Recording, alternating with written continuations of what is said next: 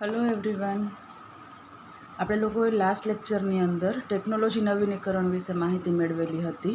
ત્યાર પછીનો second point છે કૌશલ્ય વિકાસ, સ્કિલ ડેવલપમેન્ટ. કૌશલ્ય કોને કહેવાય? આપણને બધાને ખબર જ છે કે આજે જ્યારે કોઈ પણ વ્યક્તિ છે એની પાસે કોઈ પણ કાર્ય કરવા માટેનું કોઈ ટેલેન્ટ હોય કે જે વ્યક્તિ છે તે પર્ટિક્યુલર કોઈ પણ કાર્યમાં એક્સપર્ટ હોય તો એને કૌશલ્ય કહેવાય. જોઈએ આપણે 2011ની ભારતની વસ્તી ગણતરી અનુસાર વિશ્વની સૌથી વિશાળ લોકશાહીની 121 કરોડ જેટલી વસ્તીમાંથી 50% કરતાં વધુ લોકોની ઉંમર 25 વર્ષથી નીચે છે. 1991 પછીના આર્થિક સુધારાઓ પછી ભારતીય અર્થતંત્ર 7.10%ની ગતિએ વૃદ્ધિ કરી છે.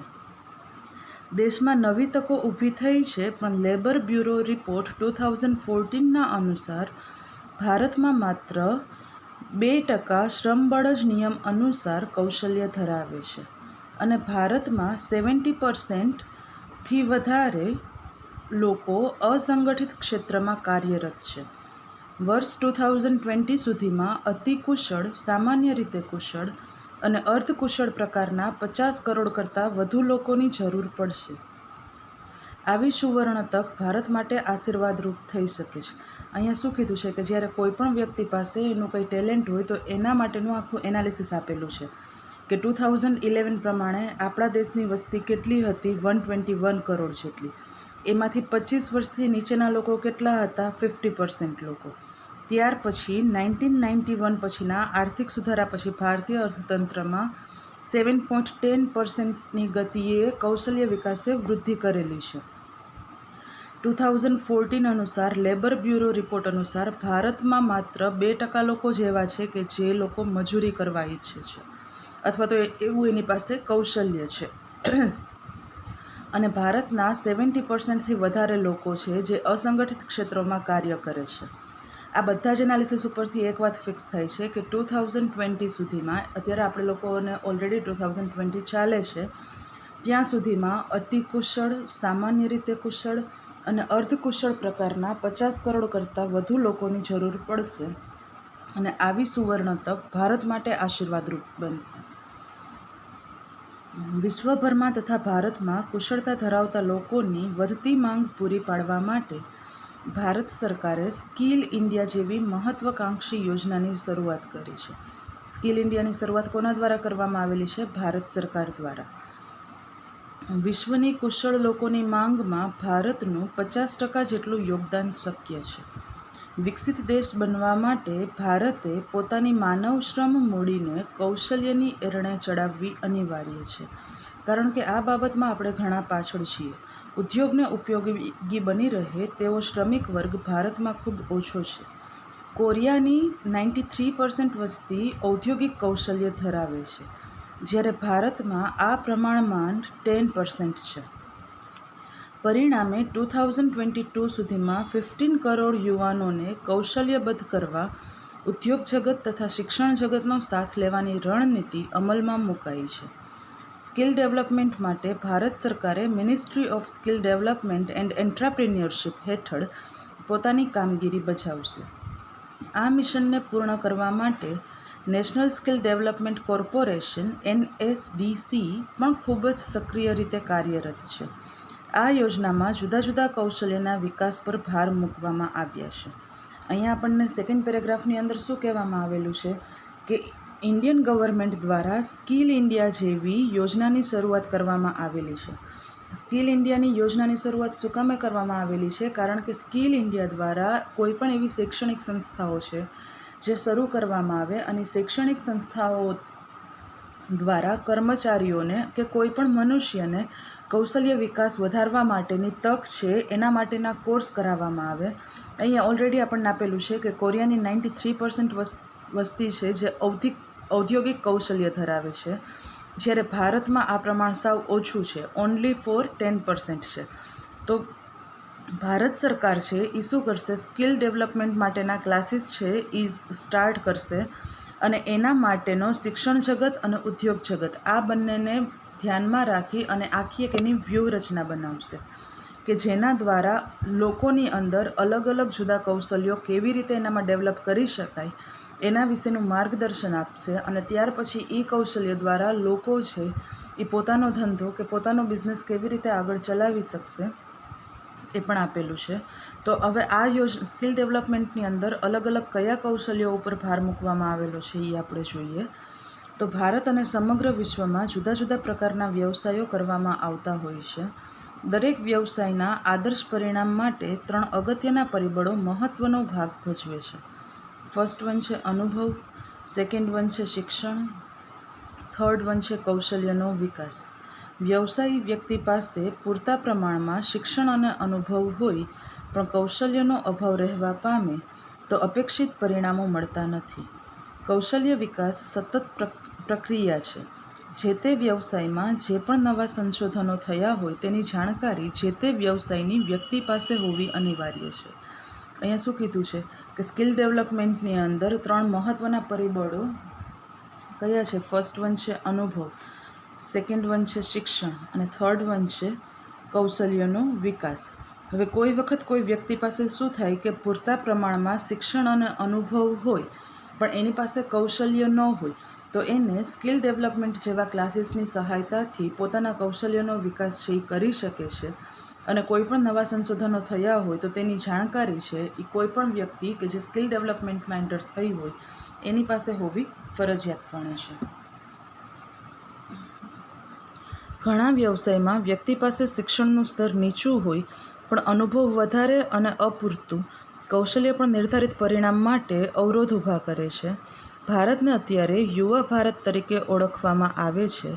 જો આ યુવા ધનને યોગ્ય તાલીમના આધારે તેમના કૌશલ્યો વિકસાવવામાં આવે તો અદ્ભુત પરિણામ મળી શકે છે અને દેશની વિવિધ સમસ્યાઓના કદમાં ઘટાડો થાય છે. ભારતમાં પણ બધા ક્ષેત્રોનો સ્કિલ ડેવલપમેન્ટ હેઠળ આવરી લેવામાં આવ્યા છે.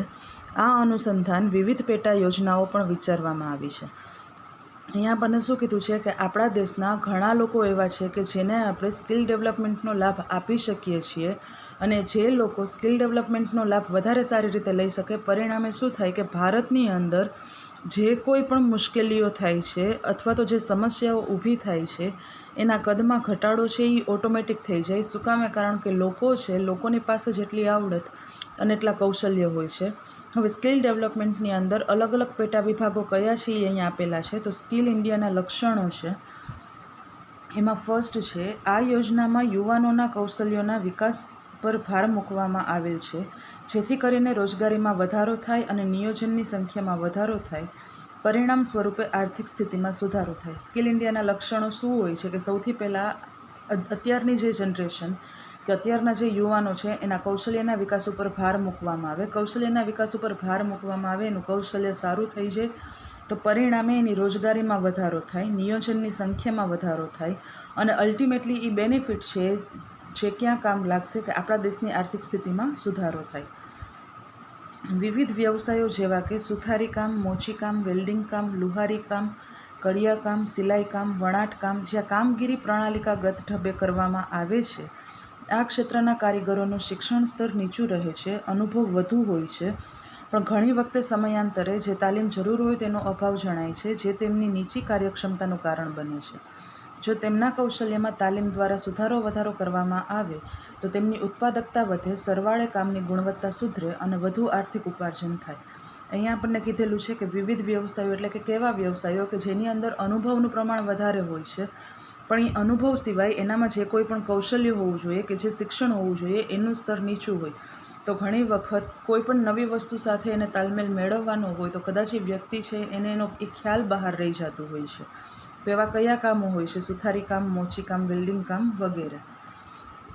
ત્યાર પછી છે સમગ્ર વિશ્વમાં ઉદારીકરણને સ્વીકારવામાં આવેલ છે જેના કારણે વૈશ્વિક સ્પર્ધામાં પણ નોંધપાત્ર પ્રમાણમાં વધારો થયો છે. તેથી ઘણા ક્ષેત્રો રાષ્ટ્રીય કક્ષાએથી આંતરરાષ્ટ્રીય કક્ષા તરફ ગતિ કરતા થયા છે. આ યોજના હેઠળ રિયલ એસ્ટેટ ક્ષેત્ર, બાંધકામ ક્ષેત્ર, ટ્રાન્સપોર્ટ ક્ષેત્ર, ટેક્સટાઇલ ક્ષેત્ર, ઝવેરાત ડિઝાઇન ક્ષેત્ર, બેન્કિંગ ક્ષેત્ર, ટુરિઝમ ક્ષેત્ર આ બધા ક્ષેત્રો આવરી લેવામાં આવ્યા છે. અહેવાલ પ્રમાણે આ એવા ક્ષેત્રો છે કે જ્યાં કૌશલ્યનું પ્રમાણ અપૂરતા પ્રમાણમાં કે નહિવત પ્રમાણમાં છે. આ બધા ક્ષેત્રોની યોગ્ય તાલીમ દેશના આર્થિક વિકાસમાં ઈંધણ પૂરું પાડશે અને દેશની આર્થિક અને અન્ય અસમાનતાની સમસ્યાઓમાં ઘટાડો થવાની અપેક્ષા રહેશે. અહીંયા ત્રીજા પોઈન્ટની અંદર આપણને કીધું છે કે આપણા દેશની અંદર ઉદારીકરણને સ્વીકારવામાં આવેલું છે.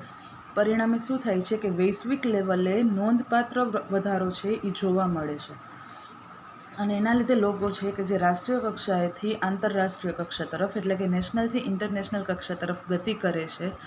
તો નેશનલથી ઇન્ટરનેશનલ કક્ષા તરફ ગતિ કરવા માટેના પણ ઘણા ક્ષેત્ર છે. તો એની અંદર કેવા ક્ષેત્રો આવે છે? તો રિયલ એસ્ટેટ ક્ષેત્ર, બાંધકામ ક્ષેત્ર. રિયલ એસ્ટેટ ક્ષેત્ર કોને કહેવાય? મિલકતને લગતું જે ક્ષેત્ર છે એ.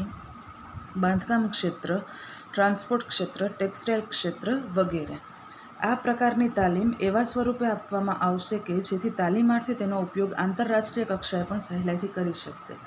સ્કિલ ડેવલપમેન્ટનો આ સૌથી મોટો ફાયદો છે કે એના દ્વારા કૌશલ્ય લોકોને એવી રીતે નથી અપાતું કે એ એના લોકલ લેવલ ઉપર જ કાર્ય કરી શકે, પણ એને કૌશલ્ય એવી રીતે આપવામાં આવે છે કે જે કોઈ પણ વ્યક્તિ છે જે આંતરરાષ્ટ્રીય કક્ષાએ ઇઝીલી કાર્ય કરી શકે. ટૂંકમાં આ તાલીમના કાર્યક્ષેત્રમાં સ્થાનિક અને આંતરરાષ્ટ્રીય જરૂરિયાતો માંગને ધ્યાનમાં રાખીને તાલીમ આપવામાં આવશે જેથી દેશના તાલીમાર્થી વિશ્વ બજારમાં હરીફાઈનો સામનો કરી શકે અને વિકાસ કરી શકે. આ પ્રકારની તાલીમ અમેરિકા, જાપાન, ચીન, જર્મની, રશિયા અને પશ્ચિમ એશિયાના અન્ય દેશો સાથે હરીફાઈ કરવા સમર્થ બની શકે. ત્યાર પછી છે ભારત ખેતી પ્રધાન દેશ છે. તેની મોટાભાગની વસ્તી ગામડાઓમાં વસવાટ કરે છે. ભારતના ગામડાના ઉદ્યોગોનો પણ ભારતની જીડીપીમાં ફાળો છે. તેથી ગામડાઓ સાથે સંકળાયેલ ઉદ્યોગોને વધુ કાર્યક્ષમ અસરકારક બનાવવા જેથી આર્થિક રીતે સદ્ધર બને, જેને રૂરલ ઇન્ડિયા સ્કિલ નામ આપવામાં આવે છે. જીડીપીનું ફૂલ ફોર્મ તમે બધા જાણો જ છો. તો આપણો દેશ છે જે ખેતી પ્રધાન દેશ છે કે જેના લીધે લોકો છે એ વધારે પડતા ગામડાઓમાં વસવાટ કરે છે અને જેની અસર છે જેની સૌથી મોટી અસર છે જે ભારતના જીડીપીની અંદર આપેલી છે. તેથી આ બધી વસ્તુઓ સાથે ગામડાઓની સાથે સંકળાયેલા ઉદ્યોગો છે એને પણ વધારે કાર્યક્ષમ બનાવવા માટે કૌશલ્ય વિકાસ એટલે કે સ્કિલ ડેવલપમેન્ટનો વધારે મહત્ત્વનો અને અત્યંત ફાળો જરૂરી છે.